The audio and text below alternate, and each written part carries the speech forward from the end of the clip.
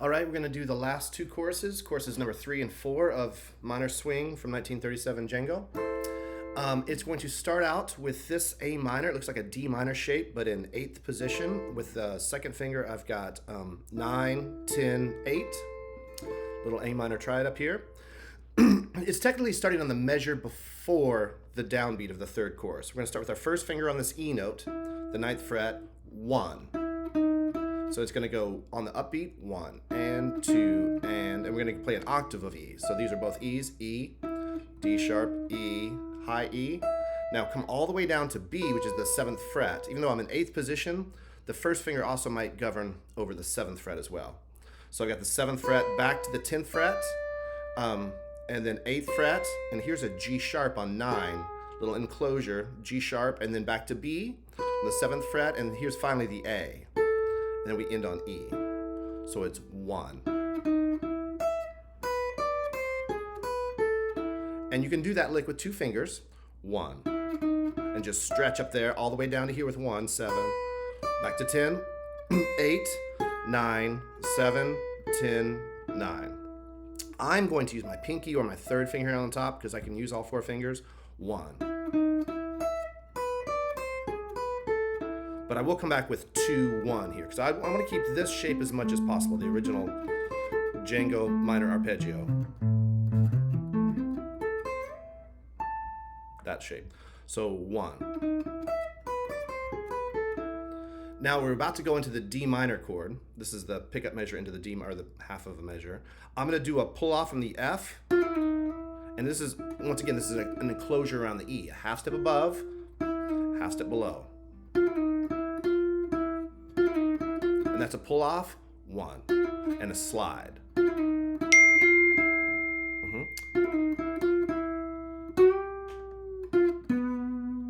then I'm gonna bend this note. Sorry, I just got a text. 1. So where was I? So pulling off from the 10th fret, and it's you could do this with 2, and then slide that 1 and come back with 1, or you could do this with 3. It's not really going to matter because we've got all 4 fingers. If Django obviously did this with the 2 and the 1 technique. 1.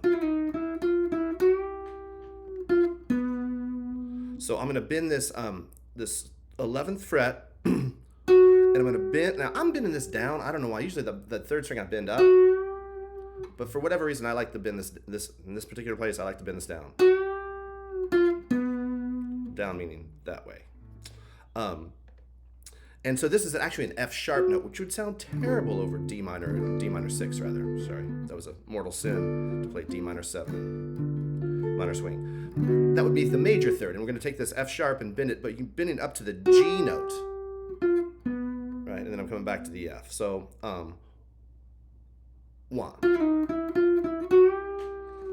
F, B. Now there's that F, B, and those are the 2 guide tones, the minor third and the 6th of the D minor 6. So once again, we had done that on the chorus 2, I believe. 1. Right? And then he's going to come down with his first finger to the A note at the 7th fret, hit that twice, and go into the G sharp. And this is where we're going to be on the E7 right here. And that's the third. He's nailing the thirds a lot of these times. And we're going to do a little diminished triad, which would be the 3rd, the 5th, and the flat 7th of E7. And then he's going to run up this diminished 7th arpeggio, doing that caddy corner thing. 1, minor third, minor third, minor third, minor third, minor third, minor third, and then slide up into 14 right here. So coming from the 6th fret, and these are all in minor thirds, and then I'm going to go to the dot on the 7th fret, minor third, and now here's the tuning discrepancy, so we go up 2 frets, minor third, and here we go up to the 10th fret, and now I slide into 14. And that's right where he comes back to the A minor 6. So he's got that 6 of the A minor here. So, and that leads you just perfectly back into the A minor 6. Now we're going to go back to like a little A minor shape here on where we started here. Once again, this finger is going to govern 2 frets, the 7th and the 8th fret, and it's going to try to base that shape, but we're trying to do this lick with 2 fingers if we can.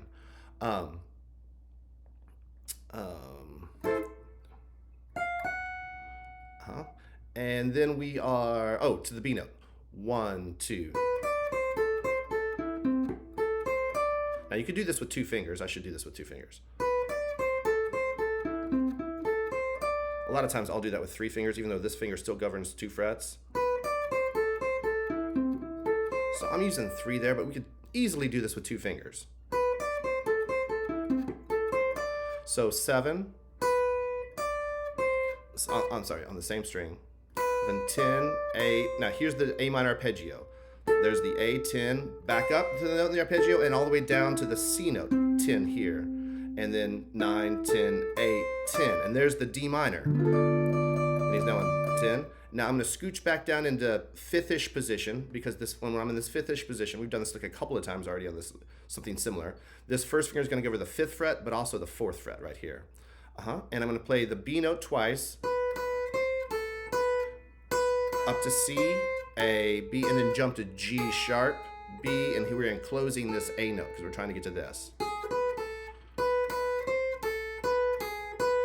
Now here's a part that I do different than I think he played it. I play the F note right here. We're going to be going down to D minor at this point.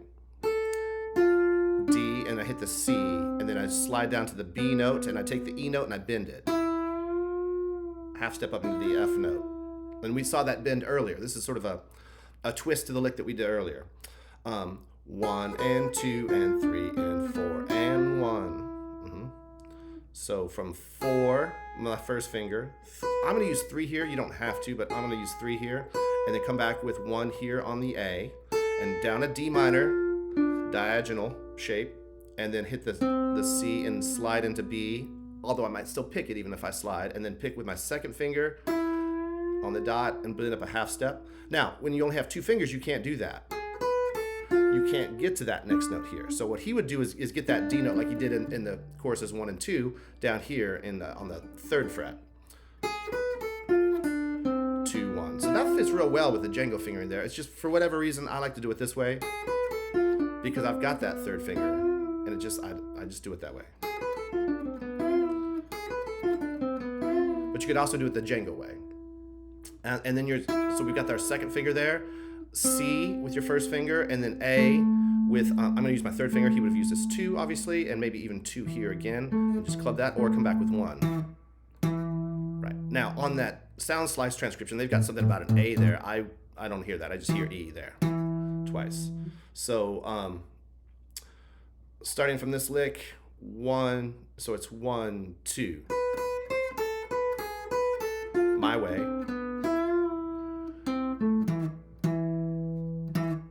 1, 2, and they hit that E note and kind of really get under there and sort of plunk it, right? It's very plunky sounding, as if that's a word. Now, on this E, I'm going to do an enclosure to this E note. A half step below, diatonic from above. 1 and 2 and 3 and 4. I'm going to go 1. Now, I'm using all 3 fingers, but obviously he didn't. You could do this lick very easily with 2 fingers. 1, 2, 3, 2, 1, slides, hit that twice. And then here's my A, and then down the Django arpeggio this way that we talked about in the first choruses, where we do the arpeggio this way rather than that way, because that accommodates better with 2 fingers. So this whole chorus here, let me loop this and play along with the recording. Thanks for being patient, or just thanks for fast forwarding the video while I loop this. We'll start with that. Oh, sorry, should have had the setup first. We'll start with that pickup measure into the 3rd chorus. Sorry. There we go. All right. This loud enough. 1, 2.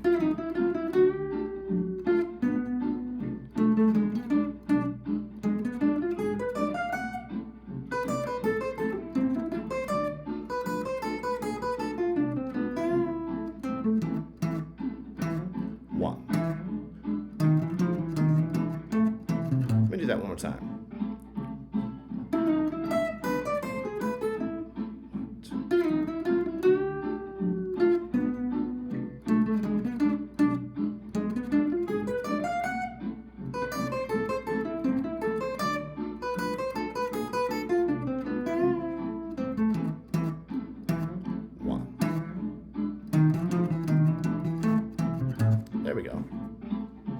All right.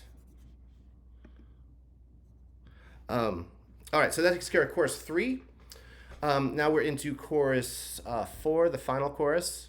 And it's going to do this little chord solo here. Once again, it's sort of picking up in the last measure, the E7 or the E9, right before it heads back to the top of the chorus. And he's going to take this A minor 6 arpeggio, and I'm only going to take the top 4 strings of it. And he's going to do a constant structure, kind of like with a scale. You could take this with a scale, right? And he's just always doing that. He's doing that when he plays rhythm. It's what I call the Django turnaround.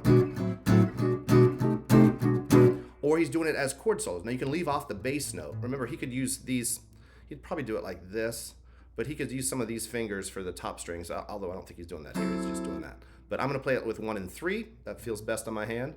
You're gonna start on the B note and slide into C. 1, 2, 3, 4.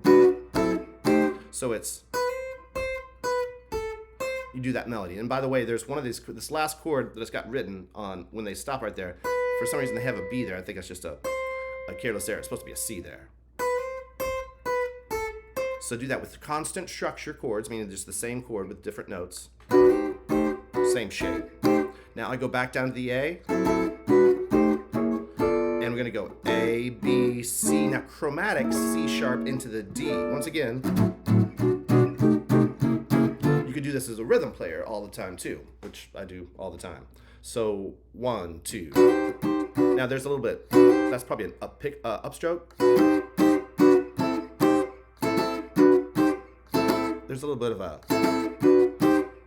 and also sometimes I think he sort of does this. I'm doing it like Rathguiandos, where I'm taking a chord and I'm flinging my fingers and then my pick, and it sort of feathers it. Or you could also do it with like sort of a,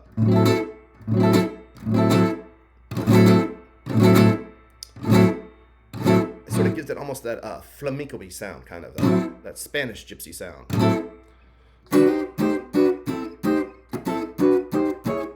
And then after you make it up to D, go all the way to G, which really does nothing in common with D minor 6 whatsoever. It just sounds really cool and it works. And he's going to do that, and he's going to tremolo it as he slides. And just pick as fast as your little fingers can go, just alternate picking. So 1, 2.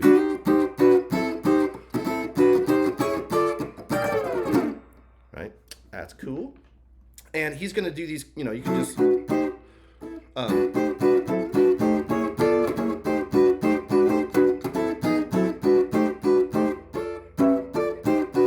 taking constant structures and just you make melodies with the top note and just the lower notes be damned, they're going with it. That's how constant structure works. Now here comes the lick that a lot of people get wrong. Actually, though, the sound slice transcription, for all its mistakes, actually does a pretty good job on it. This is, I think, how he does it.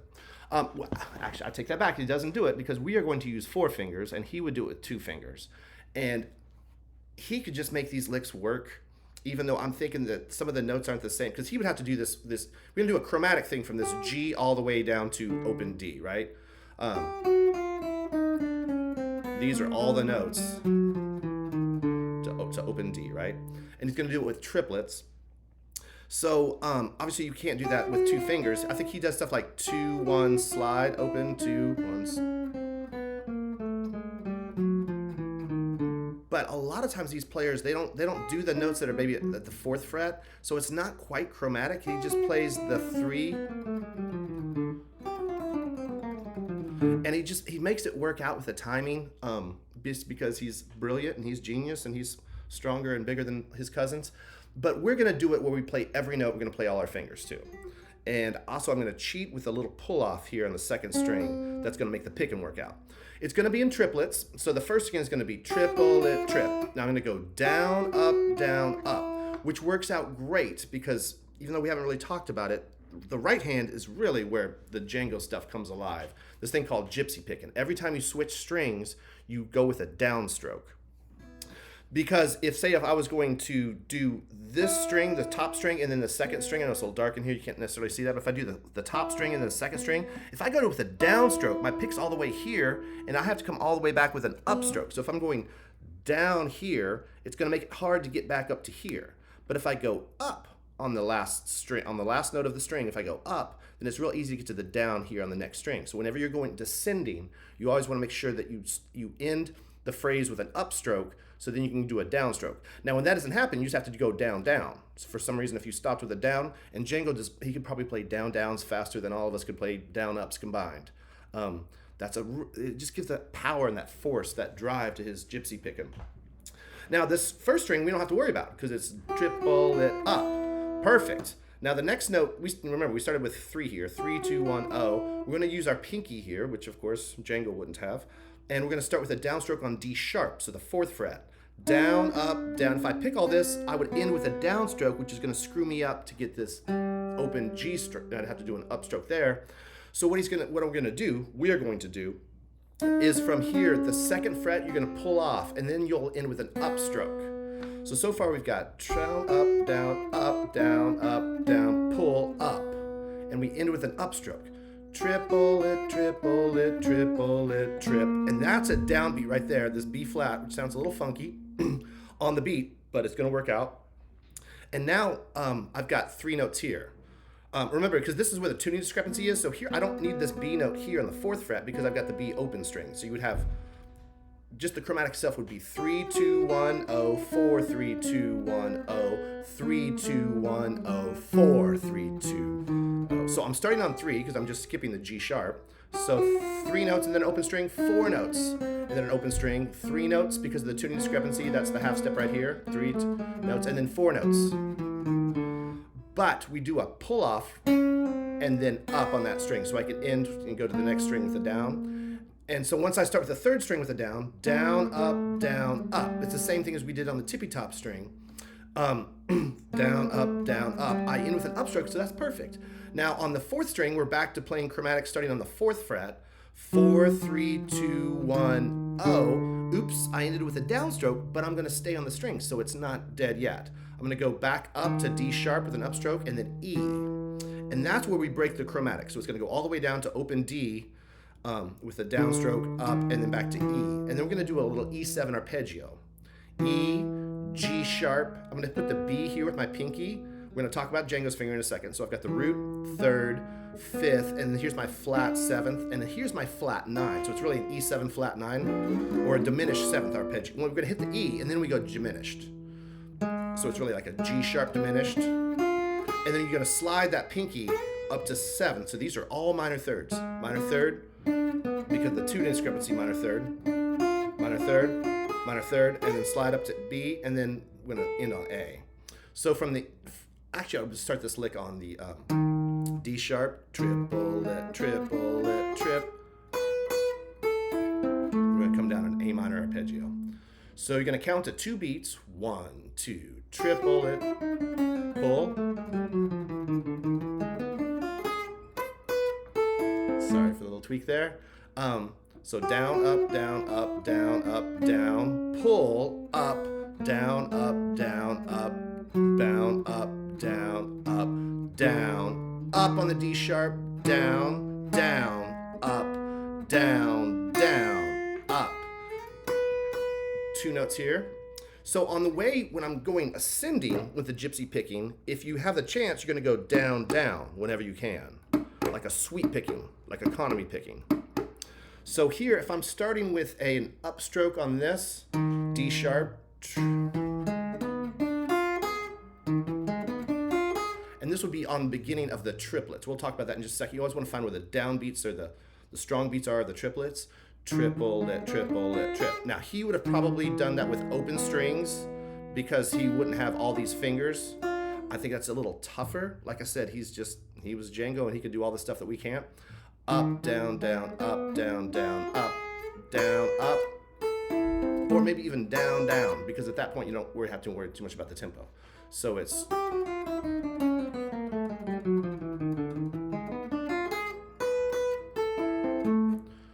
you want to think strong, strong, strong, strong, strong, strong, strong.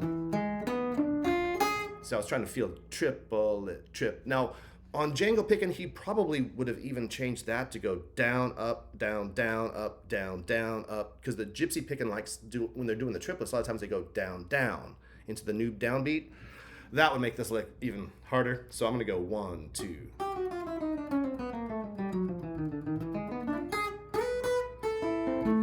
Something like that. And we basically just got a couple more licks and we're done.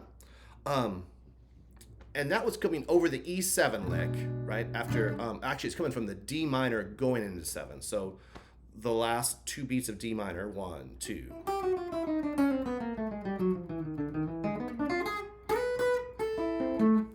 Now, the next lick on the sound slice thing, they've got the lick written down here in sort of 5th-ish position. I am going to take it up to this D minor because so many times he finds these licks that sort of come out of this shape. That D minor shape that we saw. And there's all kinds of variations. I should do a whole video on that. But out of sort of a D minor 6 arpeggio scale chromatic ideas. So I'm going to start on the 2nd string on the and of 1, 1.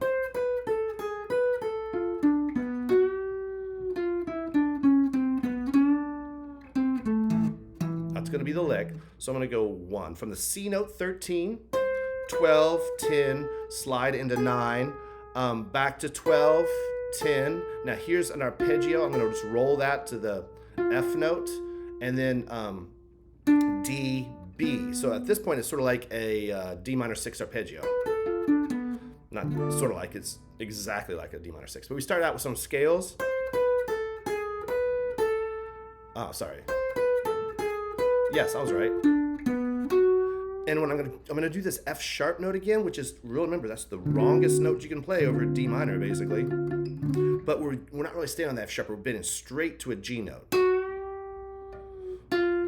Sorry. And they're going to play 2 notes, 10, 9, and they're going to go chromatic on the 4th string from 12 to 9. And we're going to play a C sharp, which would be a terrible note to play on A minor. Because that's the major 3rd, and but we want the minor 3rd. We're going to do C sharp and instantly bend it. And then, hey, there's the reverb. That's kicked in now. My reverb tank's a little shot. My amp's older than all of us. 1.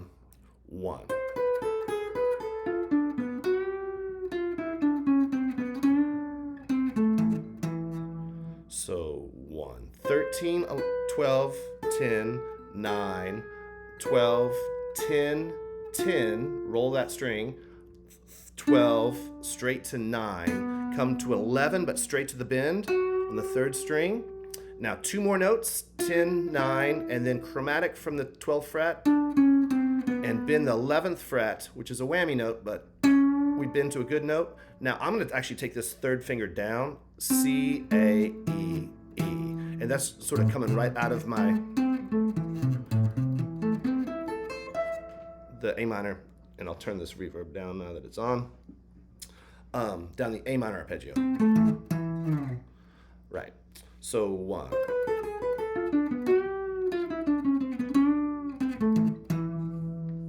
Cool. And then the last lick, he's going to do octaves. Now, octave is when you play, like say we take an E note at 7, and I'm going to play on the 3rd string, I'll play 9. So skip a fret and skip a string and skip a fret.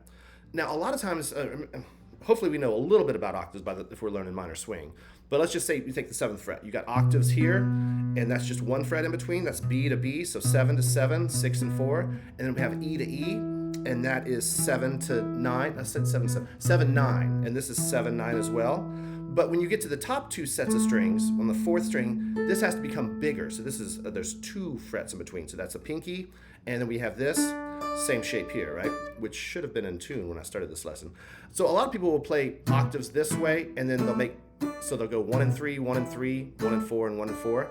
And that's great. That's probably the way you should do it. It's not the way I do it. I do 1 and 4 always. The 1 and 3 just is a little tight here, and sometimes it's not tight. Everybody's got a fret, but I just think this gives me more space. It keeps my spicy meatball a little bit better, I think. So I do 1 and 4 for both sets of octaves, whether I'm on 6/4, 5/3, or 4/2 or 3/1. And that way I don't have to worry about switching out fingers too. Maybe it's just that I do this. We are going to start with it approaching the E note here. So D sharp, let's judge the bottom string for now. Sometimes it's weird. Sometimes I judge the bottom string when I'm doing octaves, and sometimes I judge the top string. For right now, I'm going to judge the bottom string. So 6th fret on the 5th string, and there's that enclosure that we've seen a lot of times. It's chromatic from above, from below, and diatonic from above. In this case, the diatonic is chromatic as well. And then I jump all the way up to B, which is, and now for whatever reason, I judge off the top string. We're going to start on, this would be a little A minor snippet. This would be an A minor snippet with a blues scale, with a passing of the blues scale, and then this is going to be a half step into B, to the root. From the harmonic minor scale, maybe. So, 12. Now jump to the top string, 10, 11, 12, and that's a little, oops, I shouldn't do that. 1, 2, that's where it jumps on the beat. 4 and G sharp. So this is 6th fret and 9th fret. So 1, 2.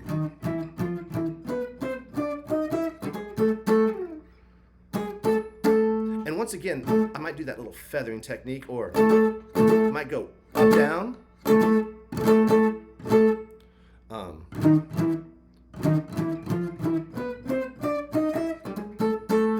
Cool. And that should be the last chorus. Let's put that on the loop and play that together. We'll do it nice and slow because there's that fast passage. And give me 2 seconds to loop this.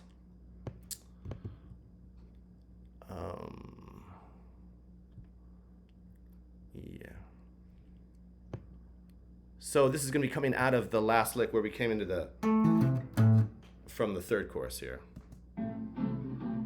1, 2.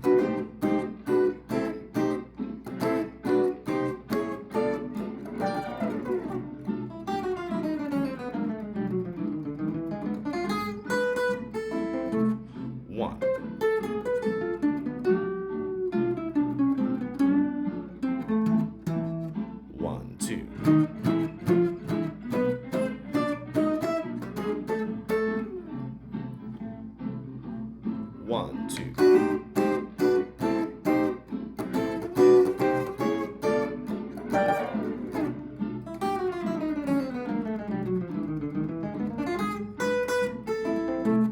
One.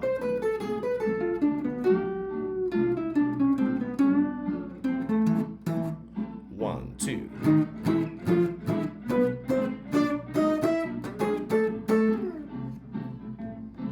All right, and that is courses 3 and 4. That was at 70% of the tempo, but work it up to 100. Thank you so much. Bye.